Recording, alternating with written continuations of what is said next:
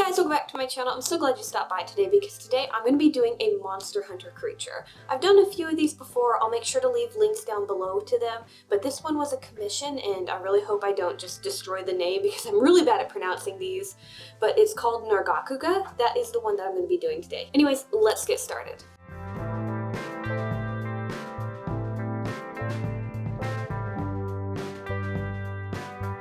Okay guys, so the first thing that I'm going to work on are going to be the clay pieces. So for making the clay head, I'm going to start off with a lump of tinfoil as a base, and we're going to start covering this completely in clay. Then once I have a basic shape to work with, I'm going to start defining my features. Now normally when I start with features, I start with the eyes and then move on to the nose and mouth, but this time around I wanted to define the shape of the beak on the face first, and then figure out where everything else goes around that. So what I'm going to do is I'm going to take my tools and I'm going to sketch out the basic shape, kind of framing the outline of that beak. Once I figure out where the beak is going to be on the face, I can start adding detail to it. So after I have it framed out, I'm going to figure out where the opening of the mouth is going to go. I'm not going to do anything really fancy, I'm just going to kind of divide the beak into two sections. Before adding any major details to the beak and really defining some of the features, I want to start getting the basic shape for the head laid out a little bit more. So I'm going to start adding some clay here and there and just trying to figure out how I want the head to be shaped. So I'm going to start out by adding strips of clay to the top of the head and really defining the more like sharper edges of the face so that we can figure out where the ears are going to go. So I'm going to kind of just make it look a little bit more arrow-like, and then I can start adding more bulk to the face if I need to, or even removing clay if I have to do that too.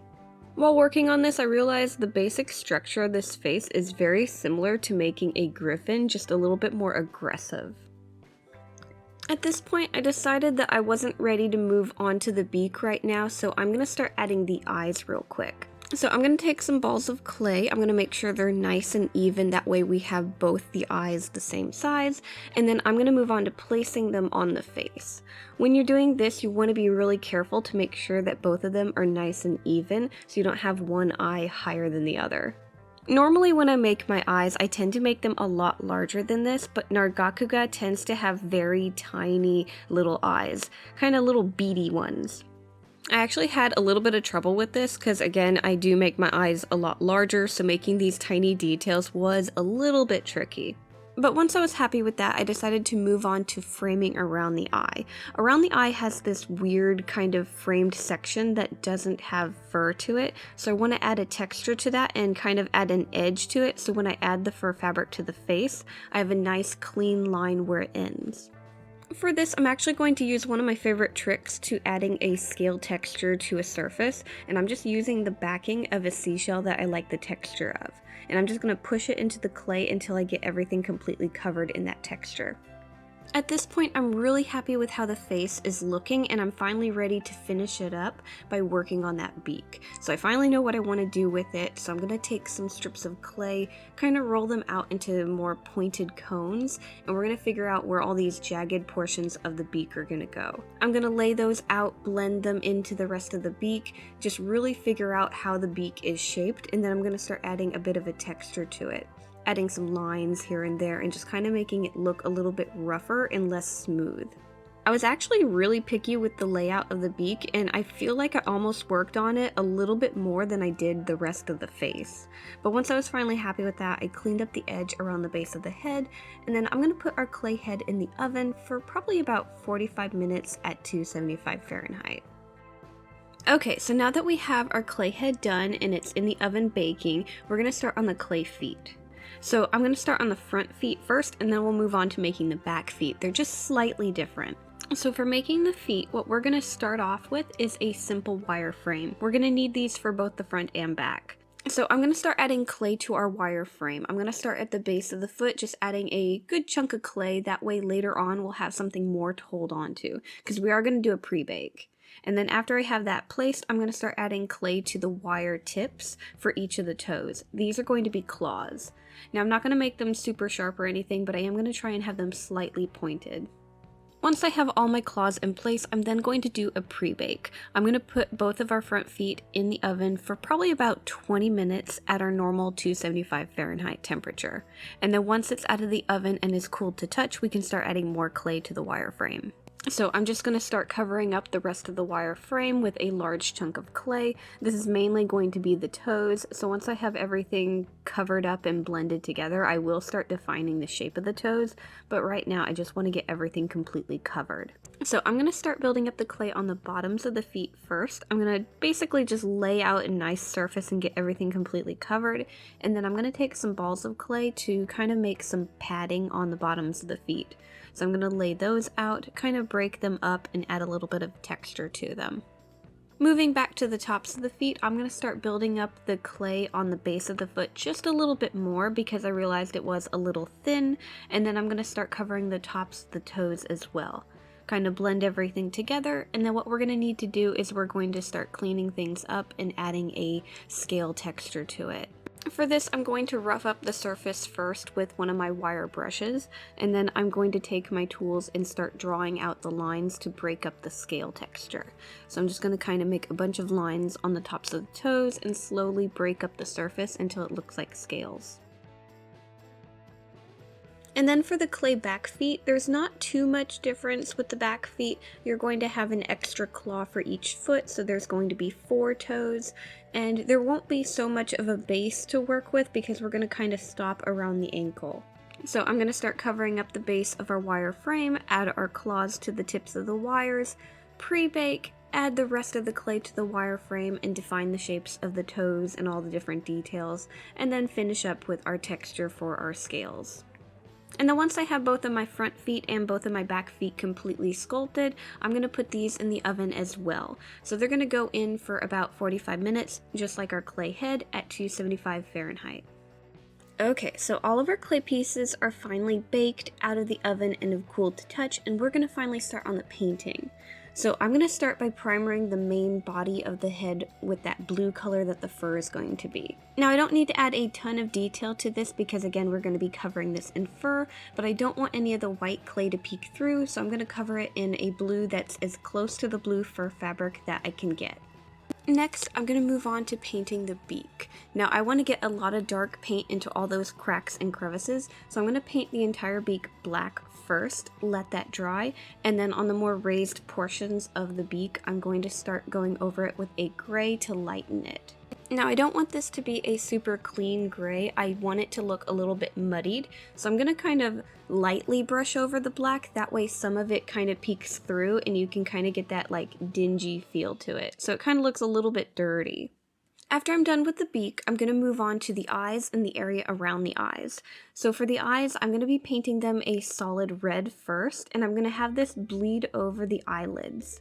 And then the area around the eyes, I'm going to be painting this a pink. Now I'm going to let this dry, but I'm going to also darken it up and kind of try and get closer to a light skin color by adding purples and different colors like that. So I don't want to keep it this pink color. Now I did have a little bit of trouble with this area because I was being really picky on the color that I wanted to get, so I start adding highlights and different stuff, and I do mess with it a little bit longer than I probably should have, but eventually I'm happy with it. I let it dry, and then now I'm going to make the eyes kind of glow. Now we are going to be doing an enraged version, so what we're going to do is we're going to have a bit of a light trail coming from the eyes. So I'm going to paint that on, and then the rest of the light trail we're going to do something different. And so I'm going to use a combination of reds, yellows, maybe a little bit of white for the brighter portions, and I'm going to make the eyes look like they're glowing. So I'm going to add a glowing effect to that, and I also want to have the trail of light glow a bit as well. I'm going to finish up the eye with a very tiny little dot of white paint right in the middle. I'm going to do this to both of them, and then I'm going to kind of darken things up a little bit because I think everything is just a little bit too bright. So I'm going to darken around all the little cracks and crevices separating the beak from the face and the skin area around the eye from the fur that we're going to add later. I want it to be just a little darker because he's not looking as scary as I want him to be. Moving on to the clay feet, these are all going to be painted pretty much the same way, so I'm just going to do them all together. So the first thing that I'm going to do is I'm going to be painting our clay feet entirely black, mainly focusing on getting all of my paint in the cracks and crevices. And then before my paint dries, I'm going to take a damp paper towel and wipe away any excess because I don't want the entire foot black. I'm mainly just wanting to get into all those cracks and crevices. I'm going to let this dry, and then once it's completely dried, I'm going to be painting our feet that blue color that we used on the face. So I'm going to go over everything, make sure I get a solid layer. This time this part is not going to get covered in fur fabric, so I want it to look really nice. So after getting a solid blue color, I might add some extra highlights here and there just to change it up a little bit so it doesn't look so flat. And then after I have the main body of the feet painted, I'm going to move on to the final detail, which is the padding and the claws. So the padding, I'm just going to make a simple lighter gray. I don't want to add too much color to this to pull away from the rest of the body. And then the claws are going to be a darker gray, almost black, but I decided to go with more of a metallic paint with these. So I'm going to get the painting done for all 4 of the feet. I'm going to make sure everything is completely dried, and then I'm going to mix up some resin and paint over the surface that I have painted to help protect it. The only portion that I'm not going to paint over with resin is going to be the part that we're going to add fur to the face. So that portion is not going to get covered in resin. We're just going to paint the beak and around the eyes and stuff. Okay, so while we're waiting on our clay pieces to finish curing from adding the layer of resin to them, we're going to start on the sewing. So this is the pattern that I sketched out to make the body of our piece. So it's a little complicated, but it's not too bad. It has wings, back legs, the main body, and then a piece for the belly. So I'm going to get everything cut out, and then we're going to start on the fabric for the body first. So for the body, we have a left and right, and then we have the belly piece. The belly piece I decided to use a fake leather for, and we're just going to sew all 3 of these pieces together. Then I'm going to take the fabric pieces for the arm portion of the wings and the back legs. Both of these have an inside portion and an outside portion. And what we're going to do is we're going to sandwich these together with the fur on the inside, and we're going to sew down just the fronts of the arms and the legs. After that, the rest of the sewing is going to have to wait until we start putting our piece together. So before we start putting our piece together, I need to make one more thing. I need to make the wings. Now I'm going to do these a little bit differently, and honestly, I was doing a lot of experimentation with these too. Normally with the fingers of the wings, I tend to use just wires, but this time around I'm going to use some Instamorph because I want to add some scales on top of these. So again, I'm trying something new with this. So for the Instamorph, I'm just making really long strips that kind of taper off, and then after those have completely hardened, I'm going to glue them onto some fake leather. So I'm going to take some fake leather that I have cut to fit, I'm going to glue it onto this, and then I'm going to use some clips to hold everything in place until it dries. And while those are drying, I'm going to take the webbing of the wing, the fabric that I want to use for that, and I'm going to start gluing some fake fabric into place on it. Mainly because where these spikes are going to go, I want to have a little bit of fur fabric around that. So I'm going to lay that out, glue it in place on both sides of the fabric, and let that dry as well. Once the fur fabric is dried into place, I'm then going to take my hair trimmers and remove any excess fur that I do not want. Because I don't want it to be this long, I want it to be a lot shorter. And then once the little fingers for the wings have finished drying as well, I'm going to cut off any excess fake leather, kind of going around the scale shape so it looks nice and clean, and then I'm going to glue these in place over the fur. Once I had the finger pieces of the wings in place, I clamped those down as well and let everything dry one final time. Okay, so we pretty much have all the pieces ready to assemble, so let's start putting our creature together. So ahead of time, I ended up making a wire frame for our creature, and what we're going to do is we're going to start putting everything on the frame. I'm going to start with the fabric for the body, I'm going to cut some holes for the wires for all the legs, and then we're going to slide this over our wire frame.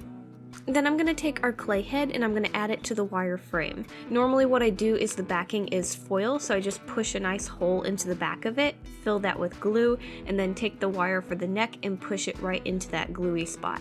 I'm going to let that glue dry for a little bit, and then I'm going to move on to taking the fabric for the neck and gluing it around the base of the head. Now the fabric for the neck doesn't reach all the way around the head, so I'm just going to take a tiny little triangle of fur fabric for the size that I need, and I'm going to glue that to the top portion of the head to fill that gap. I'm going to want to let that dry for a little bit, and then I'm going to start stuffing and closing up the body. So I'm going to start at the base of the head and work my way down until I get to the tip of the tail. And then once I have the body stuffed and closed up, I'm then going to start shaving the fur fabric. I'm mainly wanting to have the fur on the belly and the sides short, and then the fur that's going to be on the back, I want it to be a lot longer. So I'm going to try and blend it out so that happens. And then once I'm happy with the shape of the body, I'm going to move on to adding the legs. I'm going to start with the back legs first. They're a lot smaller and they'll be less in the way when we add the wings versus the other way around.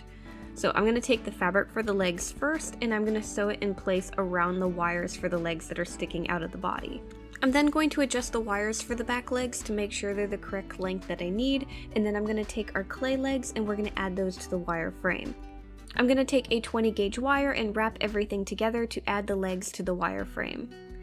Once both of the back legs are in place on the wire frame, I'm then going to take the fabric for the legs and I'm going to glue that fabric around the bases of them. You want to let this dry for a little bit, and then we can stuff and close up the back of the legs. And then once the legs are put together, I'm going to shave them down as well. So I'm going to take my hair trimmer and just go over everything again. And then once we have the back legs finished, we're going to move on to adding the wings. This is going to be very similar to adding the back legs. We're going to sew the fabric in place, add the clay pieces to the wire frame, glue the fabric to the bases of our clay feet, let that dry, and then when we're stuffing and closing up the back of the arms, we're going to be taking the fabric for the wings and sewing that in place at the same time. And then once I have the wings put together, I'm going to take my hair trimmer and I'm going to go over them as well. I'm also going to take some of that fake leather that we've been using here and there, and I'm going to add some to the front of the arms. So I'm going to cut some to fit, and then I'm going to glue it in place on top of the fur fabric that's been trimmed. Now this didn't really want to stay together, so I did have to clamp it down until the glue dried. Okay, so our body is pretty much all put together. Now we just have some final details. So the next thing that I'm going to do is I'm going to fur the face of our creature. I'm going to take my fabric glue and I'm going to start painting it onto the surface where I want to add fur. So I'm going to paint that on, get everything covered, and then I'm going to take my fur trimmings and place it into the glue. I'll have to use my tools to kind of adjust things and move the fur around, but once I have it in place where I like it, I'm going to have to set the creature off to the side to dry. Once that's completely dried, I can then start painting and adjusting the colors of the body. So he's a little bit too bright, especially his wings, so I'm going to water down some darker colors of paint and I'm going to start adding it to the fabric. So I'm going to start with the webbing of the wings, and then I'll start adding more detail to the body, just trying to darken it up and make it look a little bit more on the gray side. I'm also going to use a little bit of my fabric markers to help me out with this.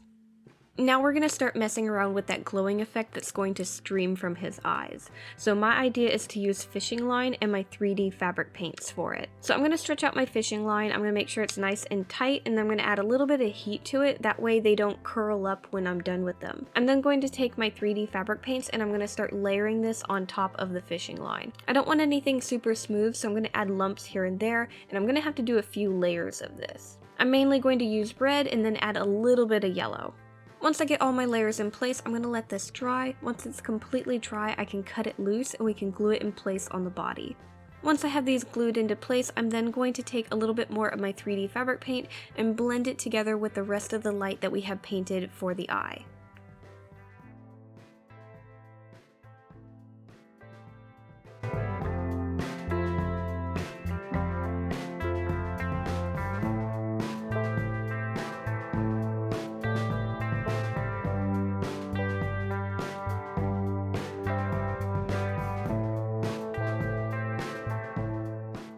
Okay guys, and here is our finished Nargacuga. I am so happy with how he came out, and I can't wait to send him to his new owner. I'm also really excited that these worked, and they are like bendable and everything like that, so we are going to try and do something like this in the future with another creature. It's actually almost perfect size to like ride on your shoulder. Now, like I said at the beginning, this was a commission, so he is not for sale, but I do have a bunch of other creatures in my Etsy shop, so if you want to check that out, the links will be down below for that. I'll also have links to a lot of the different art supplies that I like to use to make my art dolls. Now these are affiliated links, so if you do buy anything through it, it does help support the channel. Anyways guys, thank you so much for watching. Make sure to like, subscribe, do all that fun stuff, and I'll see you guys next time. Bye!